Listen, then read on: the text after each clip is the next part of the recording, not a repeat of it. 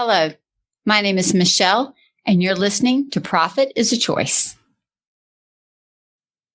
Joining me on the podcast today is Kelcee with Elite Ops. She has been with us before, and we are going to dig into some questions all around the financial aspects, kind of the manage your money in my program. So thank you for sending in your questions, and please continue to do that as we continue working through this series.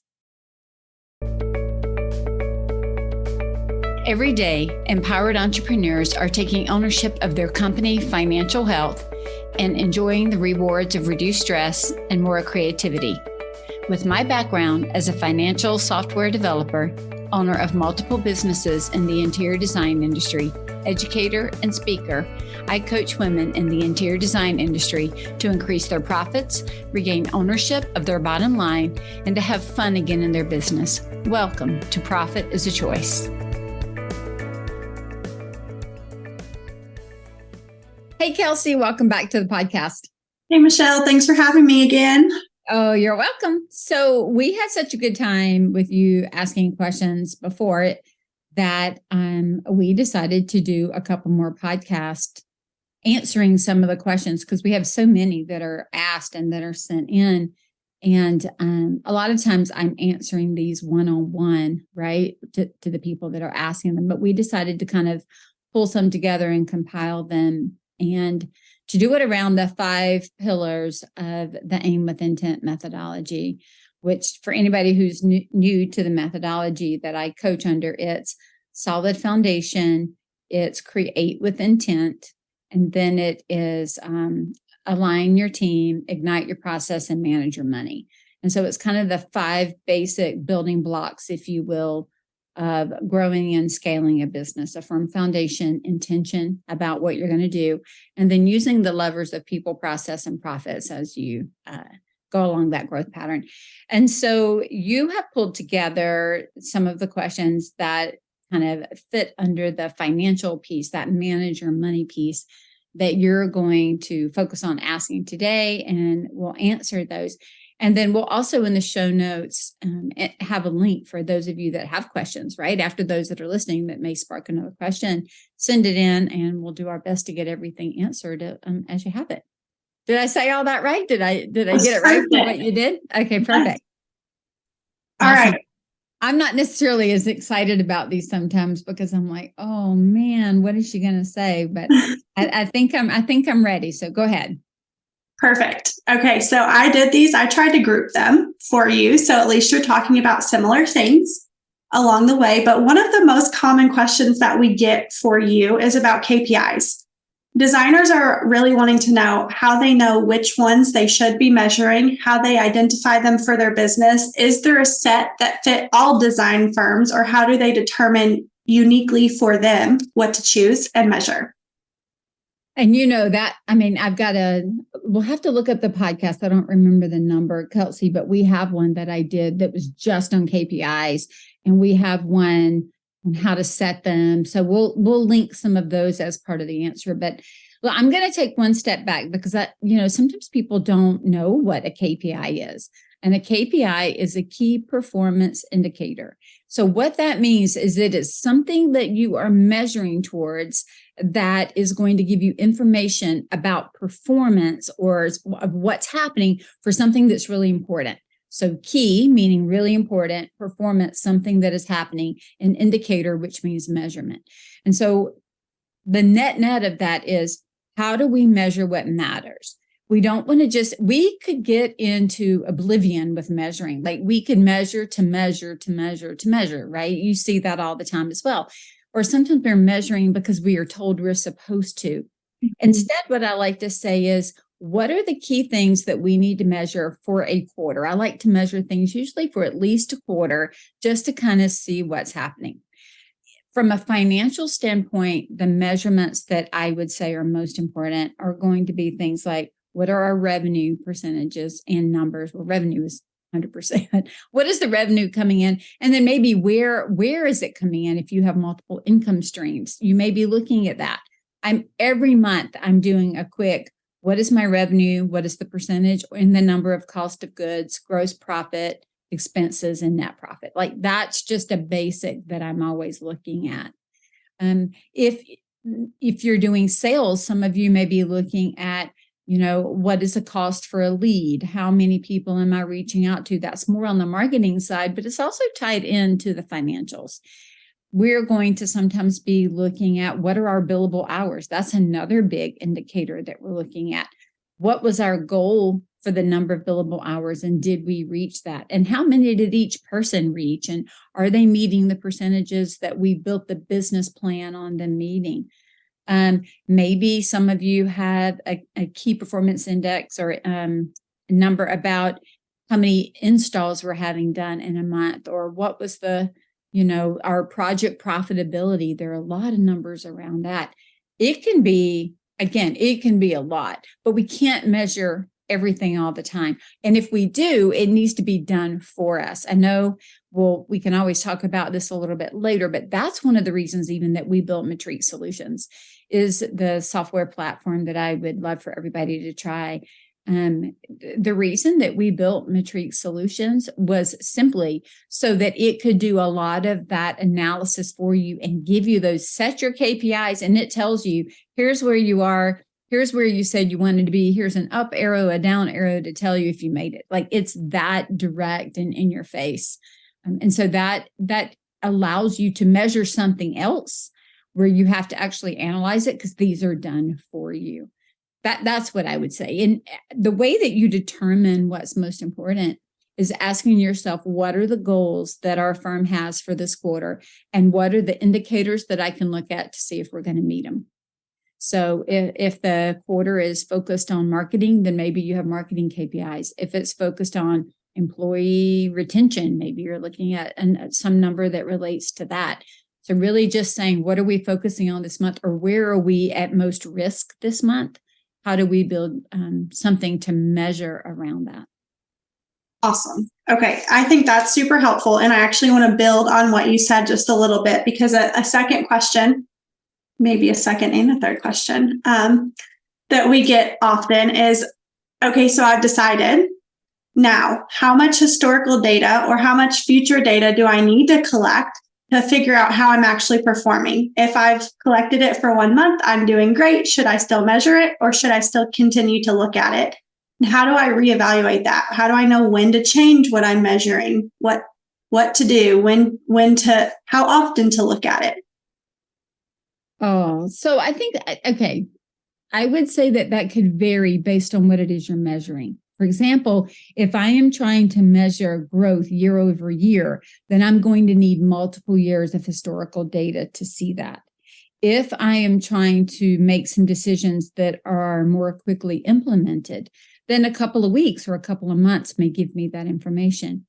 If I am looking at something that is more cyclical in nature, then I may be needing to measure, let's say, I'm gonna give you a weird example, but let's say that our sales happen primarily during the school year, and we want to measure what does the fall semester look like compared to the spring semester of a school year, because people take summer off. So if we were to break the year into 3 sections, you've got spring, winter, spring, and then you've got summer, and then you've got kind of fall, winter.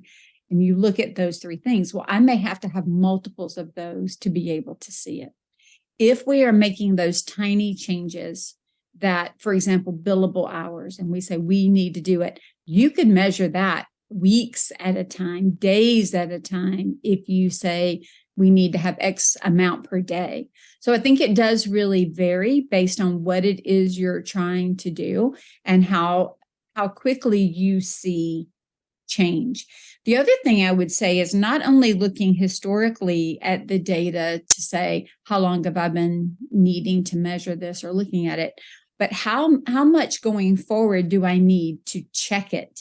Because while you may not be measuring it all the time consistently going forward, you may have to have checkpoints. Like once a quarter, I'm going to pop in to see what this number looks like, even if I'm not going to watch it daily or whatever. Think about the way some of us might check the stock market. Some of us may watch certain ticker symbols daily because we know something's happening there, or there's something happening in that particular market.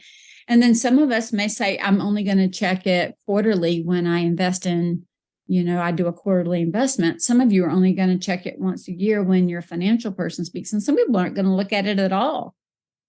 So I hate to have the answer to everything. It varies, but it really does. And I think what that shows us is there are important things that we need to look at.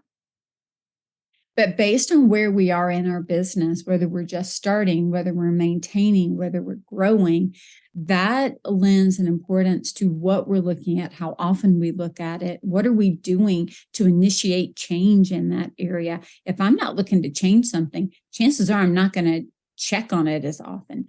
But if it's an area where we are trying to exact change, we are building out SOPs or changing SOPs or changing delivery systems, doing something, I'm going to measure it more.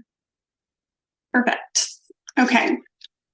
So I think that those are the two most common things we hear about key performance indicators is how do we know what to measure? How often do we measure?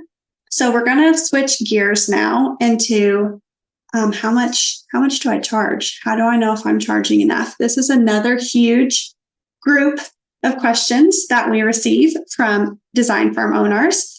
And just to kind of sum it up for you, how do I know if I'm charging enough? It's hard to predict if my projects will be profitable. How would you respond to those types of questions? Yeah, I see that question come up the same way you do. I get asked it a lot. And, what does enough mean? I mean, seriously, we could go all existential. What does enough even mean? And I think there are multiple ways. Again, it varies to define what is enough, but I'm going to give you kind of what I would consider to be a very basic definition of, am I charging enough? I think charging enough really means, am I satisfying the needs of the company? So am I able to keep the expenses paid for, the needs of the business, not the necessarily all the wants and the desires. We'll talk about that in a minute. But am I able to meet the general operating expense needs of the company? Can I pay the people? Can I keep the lights on? Can I keep my internet connection, my phone? Can I drive back and forth to the office? Then I'm looking at, can I pay my people? Right? So am I covering the operating expenses? Am I covering the people expenses? Am I able to provide the support and the service that I'm selling in a way that brings ease and joy, right? And if I am able to do that, and if I can provide a profit in the company so that the company doesn't get down to zero, so that there is money in the bank to kind of weather a storm, to be able to get us through, to not feel stress at night, then we're charging enough. That's the basic answer, right? So can I cover, if you look top down from a P&L statement, your revenue, am I charging enough, which is what's going to show up in revenue, to cover the cost of goods, to have a healthy gross profit that can pay for the company and pay for the people, and have a net profit that allows me to reinvest back into the business to do it again, then you're charging enough. Now, charging enough and charging well there could be a difference. Mm-hmm. We also want to look at, are we charging for growth? Are we charging in a way that allows us to not just manage to a sum zero, but are we charging in a way that's still fair and reasonable? That's the caveat that I would put on this. For example, would people pay more? Okay, because sometimes people think about charging enough and they're really saying, will people pay more? That's a different question than, am I charging enough? So really kind of parsing out what that question's asking. So charging enough keeps everything paid, but kind of status quo. Charging to grow or creating a pricing structure which allows for growth and reinvestment in the firm is a different thing. So what that means is having a very clear plan on, how do I have great buying power from a cost of goods perspective, so that I have, what is the gross profit that I really need to run the firm, not just to meet the demands of today, but to save enough at the end of the day to give bonuses and to reinvest in some of the next big goals for the future. This is where having that strategic plan for me is crucial, because otherwise, if we don't have it, we're just kind of really working status quo and just assuming that whatever happens is what happens. When we have that plan, it's saying not only here's what I need to happen this year, but these are the plans for the next 1, 2, or 3 years, or however far out you've created that plan. And there's going to be money necessary to do those. So if every year is only taking care of itself, there's no money to do anything in the future. And so using that, then asking, does my pricing plan align with my growth plan? That's the bigger question. Not just, am I charging enough? Charging enough for who, for what, for when, right? It may be that I'm charging enough for this year, but I'm not charging enough for where I want to go. Then we also have to look at the balance of what am I charging versus what am I giving? What are they getting? And enough for my business might not be enough for what their expectations are. So now we have to align, am I charging enough to do what the business needs to do, but am I providing the product and service that they expect for the amount they're paying? So it's kind of triangular in nature there. So to add on to that, one of the things that they often say is, I don't know if my projects are going to be profitable until the end. How should I be charging for these to know that? Should it be hourly? Should it be flat fee? What are the benefits of each? How do I decide? I want my projects to be profitable. So what do I do? That's a pretty big question, but how can you respond to that? So I really think we have to go back just to say, what is my plan for profitability at the project level and thereby at the company level? So to even know what profitability might look like and is it enough, number one, we should never be waiting to the end to figure that out. We should have a plan for what it should be, and then we build our time and our money based on that plan. So I'm going to start there to answer it. I may have to get you to repeat a piece of the question in a minute, but I want to start there because, again, what I see a lot of is working on a project and then checking the finances at the end versus going into a project and saying, on this project, we have built the pricing model with the understanding that it is going to bring in and generate X amount in design fees, X amount in architecture fees, X amount in product purchase fees, whatever that might be. And here's what our gross profit should be based on the way that we're pricing these things and how much time we think it's going to take. This should be our gross profit. And then out of that gross profit, here are the expenses if we were to go further into project profitability, right? There's just that top level of project profitability, but then what are the costs for employees? And we can look at it at differing levels of depth for project profitability. But what is it we are expecting? And that's a piece that I will tell you that I'm going to say 7 out of 10, it may even be higher, maybe 8 or 9 out of 10 don't do. They don't set up here's what my company has to do, and here's what the project has to do, and therefore I need to monitor it. I was having a conversation with a design firm the other day, and they did everything by flat fee. Fine, they did it as a percentage of project. X percentage of the project, here's what you owe me, this is what it's going to take. But they never track their time and track their hours. And so by the time we're 2 years in, they're feeling like we didn't get paid for this. Well, they did get paid for it, but the challenge is they didn't set aside the time that it was going to take to get that project done. And so now everything feels like they're being taken from, right?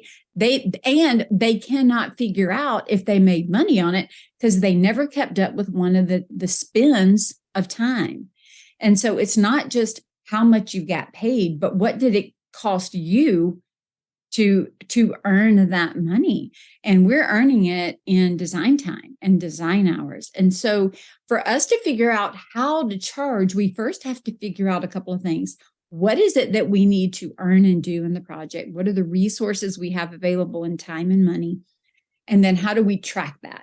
Then we can take a step back and say, if we're tracking it this way, what's the best way to charge for it? Number one, so that we're charging in advance and not in arrears as much as possible. What that means is we're being paid in advance so that we can then pay our employees to do the work instead of chasing the dollars on the back end. So whether it's flat fee, hourly, whatever. It's about how do I get paid early and not get paid late. The second thing is how do I present this pricing plan so that it is advantageous for me, the business owner, but advantageous for the homeowner. Sometimes the flat fee is advantageous for the homeowner because they're thinking to themselves, I know how to budget, I know how to plan. So it can be scary, but they also can really like that. So we can leverage that. But what it means is if we tell them, it's $20,000 for us to do A, B, and C. We need to know what it's going to cost us to do A, B, and C. Because if it costs us $25,000 in time and resources to do it, and we don't know that up front, we're losing $5,000 that we can't go back. We also need to know when we're building flat fees, I call them kick-out clauses.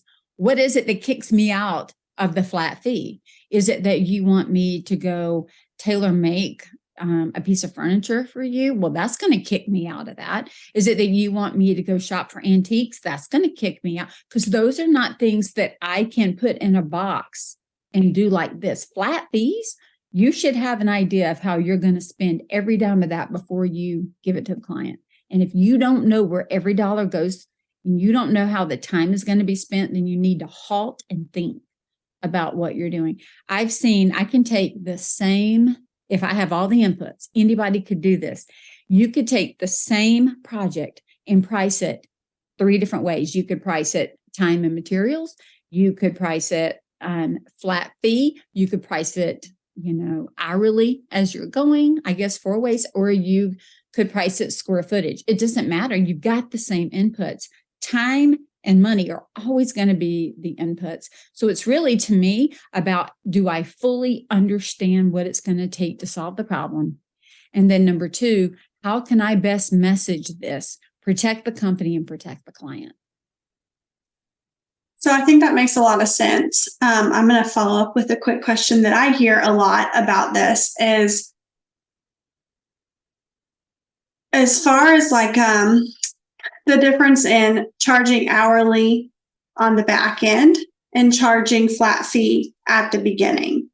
How would we hear a lot of designers say, I'm always more profitable when I charge hourly on the back end, but I have to meet payroll. What is your suggestion to manage that process if they choose that going forward? Yeah. So I think some of that can be done a couple of ways. You can still take a retainer up front and draw off of that retainer, which is money in advance to pay your people for that month, and then turn around and charge to put back into the retainer for the next month, right? So you have if you will, this bucket of money in advance from the homeowner or the client that you are drawing off of. Therefore, you're not working with nothing and then billing, because where this comes. But it also comes down to, Kelcee, is how great are people at billing? And I'm seeing people, when they get super busy, I've seen them 2, 3, and 4 months behind. I've seen some a year behind in billing, I've got to tell you, if I got a bill from a service provider a year after the work was done, even if I owed it, I'm just going to be so blunt, it would piss me off. I would be angry that after the newness is worn off, after the excitement is worn off, yes, I owe that to you, but you must really suck as a business owner if you can't get me an invoice within a year. That is bold and that is brash, and I'm sorry if it comes across that way. If anybody out there listening is stuck like that, you're my people. Let me help you. But it does not build a relationship for somebody to think, oh my gosh, I'd really love to work with Michele again. She sends me a bill a year after it's happened. Like that's uncomfortable. And I know from those that I've supported that have got stuck in that situation, it is embarrassing. And you're going to get less than what you're invoicing because some people aren't going to pay it. And so the most beautiful way to do this is to bill as close to the time of service as you can possibly bill. And the more that you can bill in advance and pull off of that advance billing, number one, the more that they're paying you up front, that the smaller amount that you've got to run with behind. I hate to just be that bold and when I say that, but it's just true. And it's if I only saw it once, I wouldn't even bring it up. But I see this over and over. And it's usually because people get caught with a lot of work. They might have team members who quit or leave, or high turnover of team members. And they're doing their best to just do what they can do to keep it afloat. And I honor that. But when you look at it from the client's perspective, it doesn't bode well for longevity for you, because that's when they can push back and go, I don't want to pay that. I don't want to pay that. Yeah, for sure. So on the heels of that, it flows nicely into our next question, because another thing that people say and ask often is, I want to predict my cash flow. I want to understand how much money I'm going to be making in 3 months so that I can manage my team, hire if necessary. Are there tools that you suggest? What's a process that you teach your clients? Can you tell us a little bit more about predicting cash flow and getting really clear on how to make decisions based on that? Yeah. So a couple of things. First, I would say, again, it's really knowing your process. It's really knowing this is how many hours we can build. This is what we can, the capacity. We talk about that. How much capacity. What is the capacity of my team? What are the jobs that we have? Most of our jobs there's an overlap. It's not a start to finish, then take the next one, start to finish. There's some overlap. It's knowing in your own firm how much overlap you are allowing. I think about playing double dutch. That's kind of how it feels, right? Double dutch. How much am I jumping between things? And so how do I stack work? What is the capacity? It has to start there. Because if I understand the capacity and I understand the team and I understand even what our ability is to bring in, now I can start layering that with what is the work we have against the capacity that we have, so I know what is even available to come in. So we have to kind of start with the strategy and the mindset for what does the workload look like. Then it's really about looking at your business, I believe, in a cash and in accrual. Looking at it in cash is really only saying, here's what's coming in and going out as of what the bank says. Accrual is when we're really putting these invoices into our QuickBooks or Studio or whatever our accounting software program is. Here's what's coming and here's what we're expecting to go out. So you're putting the bills in as they come in. So the more that we are capturing that information in our accounting system, the more we know our process, then we can start to watch it and we can start to say, it's going to cost me X amount in operating expenses next month. I know I've got to have that coming in. Do I have capacity to do that? An adjunct to that is, again, why we built Matreat Solutions, because Matreat gives you some of that information. For example, we have in the newest release that is out, you can go in and do a billable capacity model. So we have modeling tools. This is how many people we have. If they're billing at this capacity, and this is how many hours they work over this many weeks, how much money can they bring into the company? What does that look like if they were fully allocated for work?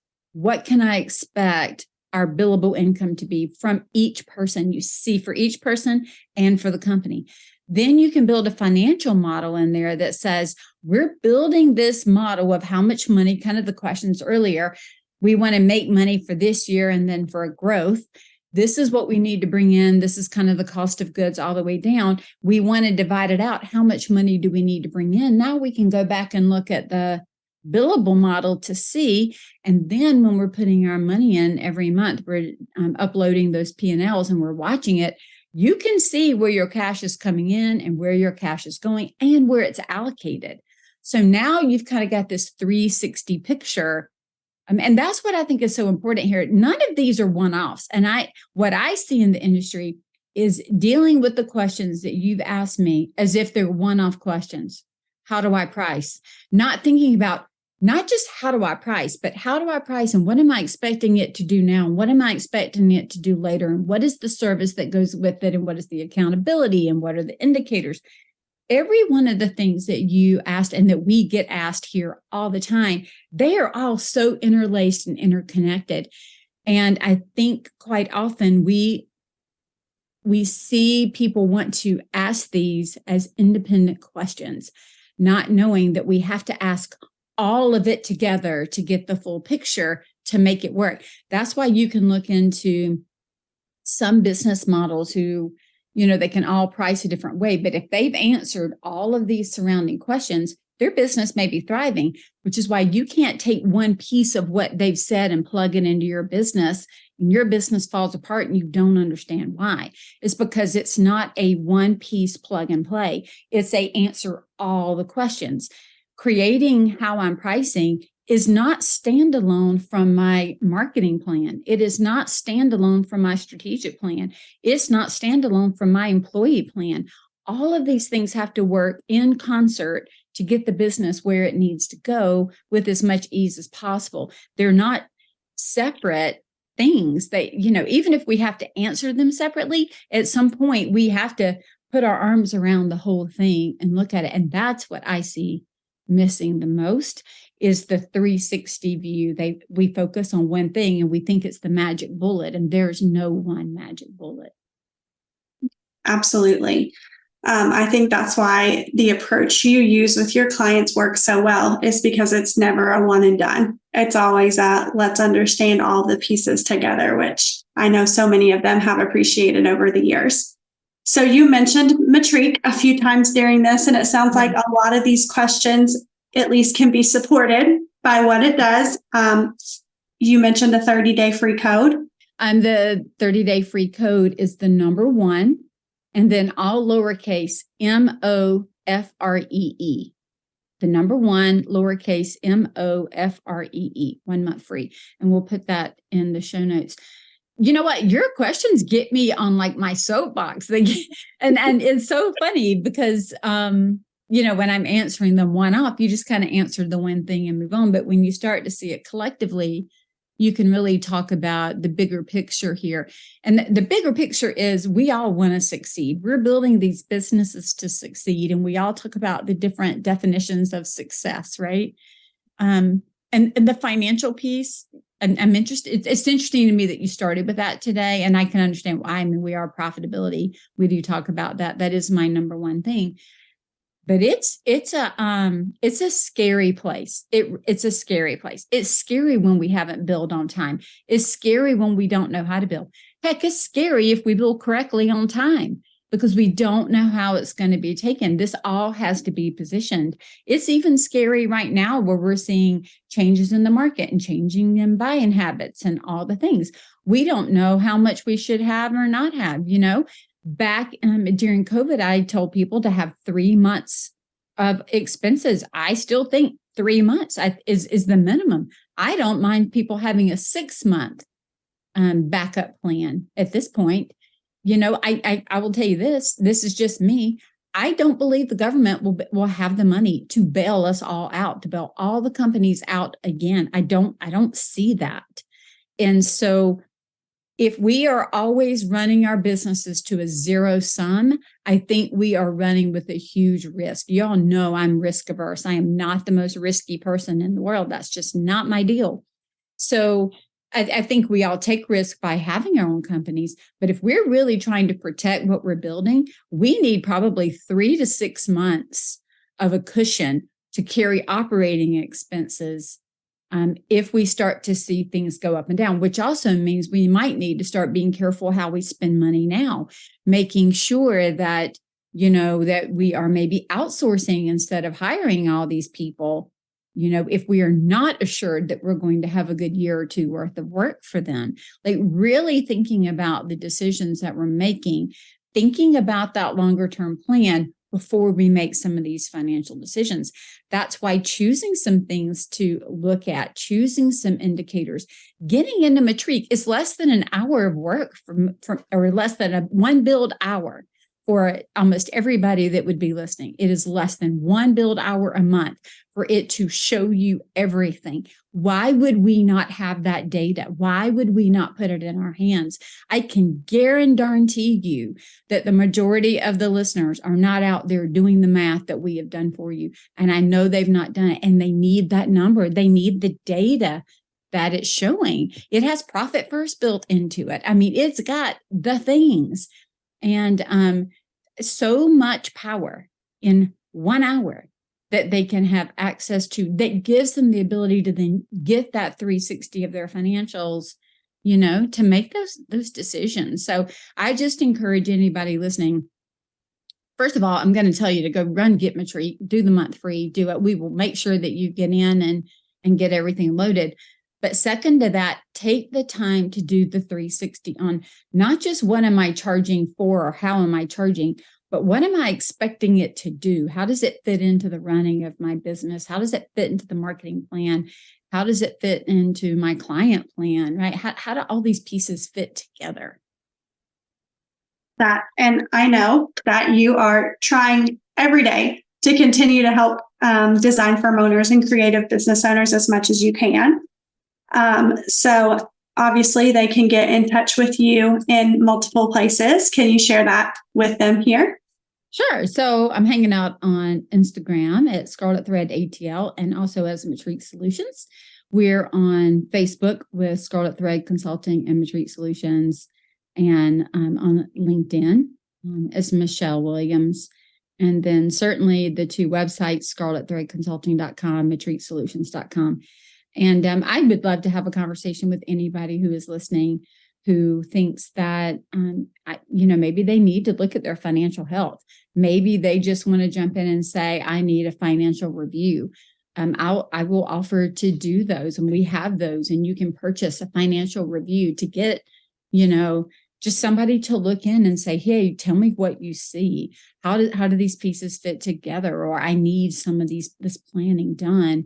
We have financial courses that you can get online as standalone. We also have some financial bundles and coaching packages if you're looking for just a financial package that you want to do, or if you just want a one-off financial review, you can purchase one of those. But the place to start with any of those questions for anybody listening is go to the Work With Me page on scarletthreadconsulting.com, fill out a discovery form, and let's get together and talk about what your business needs and see how we can help you get there. Perfect. Well, thank you again for sharing your brilliance, your knowledge with all of us. We really appreciate it. And again, like Michele said at the beginning, if you have questions, we're going to put a form in the show notes. So please submit them, and we will be continuing this series over the next few months.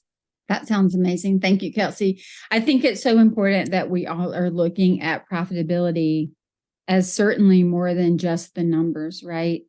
I know I say it from the beginning all the time, what we own, we can change, and that profit doesn't happen by accident. It's kind of my outro every time. And I say that because I want us to understand that we can affect the changes that we want to see by changing the course of our business, changing our SOPs, changing our minds, changing our work, changing our clients. Change allows us to get something different. So let's all be committed to making the next right change for our business to create that profit. Awesome. Thanks, Kelcee. Thank you. Bye.